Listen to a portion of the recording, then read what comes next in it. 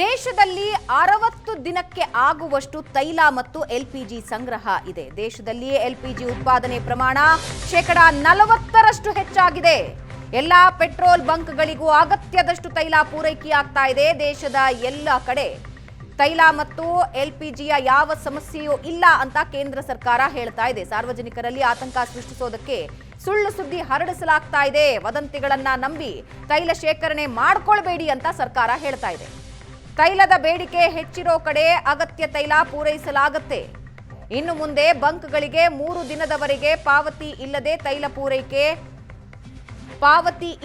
ಈವರೆಗೆ 1 ದಿನಕ್ಕೆ ಮಾತ್ರ ಪೂರೈಕೆಯಾಗ್ತಾ ಇತ್ತು ತೈಲ. ಇನ್ನು ಮುಂದೆ 3 ದಿನಕ್ಕೆ ಆಗುವಷ್ಟು ತೈಲ ಪೂರೈಕೆಯಾಗುತ್ತೆ. ದೇಶದಲ್ಲಿ ಅಗತ್ಯಕ್ಕೆ ಬೇಕಾದ ತೈಲ ಸಂಗ್ರಹ ಇದೆ ಅನ್ನೋದನ್ನ ಸರ್ಕಾರ ಸ್ಪಷ್ಟಪಡಿಸ್ತಾ ಇದೆ.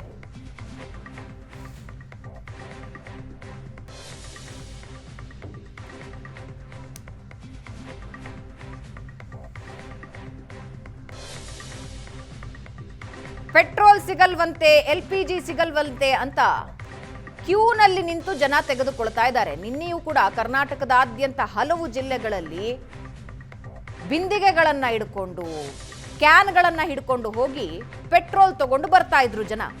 ಪೆಟ್ರೋಲ್ ಬಂಕ್ನ ಮಾಲೀಕರು ಪೆಟ್ರೋಲ್ ಇದೆ ಟೆನ್ಷನ್ ಮಾಡ್ಕೋಬೇಡಿ ಅಂದ್ರೂ ಕೂಡ ಕೇಳೋದಕ್ಕೆ ರೆಡಿ ಇರಲಿಲ್ಲ. ಕೇಂದ್ರ ಸರ್ಕಾರ ಮತ್ತೊಂದು ಸಲ ಸ್ಪಷ್ಟಪಡಿಸ್ತಾ ಇದೆ, 60 ದಿನಕ್ಕೆ ಆಗುವಷ್ಟು ತೈಲ ಇದೆ, ಟೆನ್ಷನ್ ಮಾಡ್ಕೋಬೇಡಿ ಅಂತ ಸಾರ್ವಜನಿಕರಲ್ಲಿ ಹೇಳ್ತಾ ಇದೆ.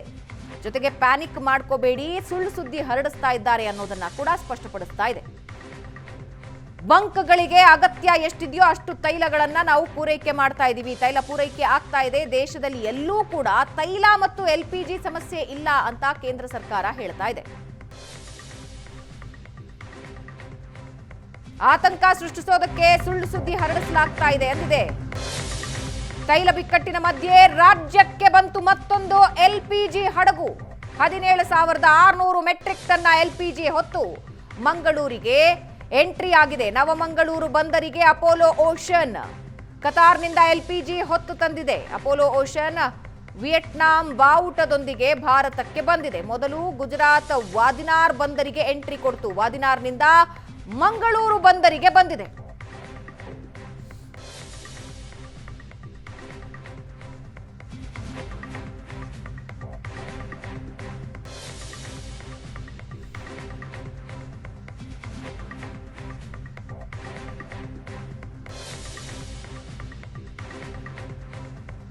ಮಂಗಳೂರು ಬಂದರಿಗೆ ಅಪೋಲೋ ಓಷನ್ ಎಂಟ್ರಿಯ ವಿಜುವಲ್ ನೀವು ನೋಡ್ತಾ ಇದ್ದೀರಿ.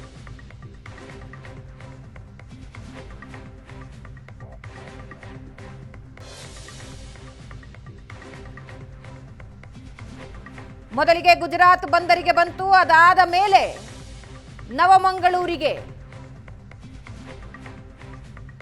ನೌಕಾಪಡೆ ಎಸ್ಕಾಟ್ ಮಾಡ್ತಾ ಇರೋದನ್ನ ನೀವು ನೋಡ್ತಾ ಇದ್ದೀರಾ. ತೈಲ ಬಿಕ್ಕಟ್ಟಿನ ಮಧ್ಯೆ ರಾಜ್ಯಕ್ಕೆ ಎಲ್ಪಿಜಿ ಹಡಗು ಬಂದಿದೆ. 17,600 ಮೆಟ್ರಿಕ್ ಟನ್ ಎಲ್ಪಿಜಿ ಹೊತ್ತು ತಂದಿದೆ. ನೌಕಾಪಡೆ ರಕ್ಷಣೆಯಲ್ಲಿ ಹಡಗು ಎಂಟ್ರಿ ಆಗ್ತಾ ಇರೋದನ್ನ ನೀವು ನೋಡ್ತಾ ಇದ್ದೀರಿ. 17,600 ಮೆಟ್ರಿಕ್ ಟನ್ ಎಲ್ಪಿಜಿ ಹೊತ್ತು ಮಂಗಳೂರಿಗೆ ಎಂಟ್ರಿ ಕೊಡ್ತಾ ಇದೆ ಹಡಗು. ಹಡಗಿನ ಹೆಸರು ಅಪೋಲೋ ಓಷನ್. ಕತಾರ್ನಿಂದ ಎಲ್ಪಿಜಿ ಹೊತ್ತು ತಂದಿದೆ ಅಪೋಲೋ ಓಷನ್.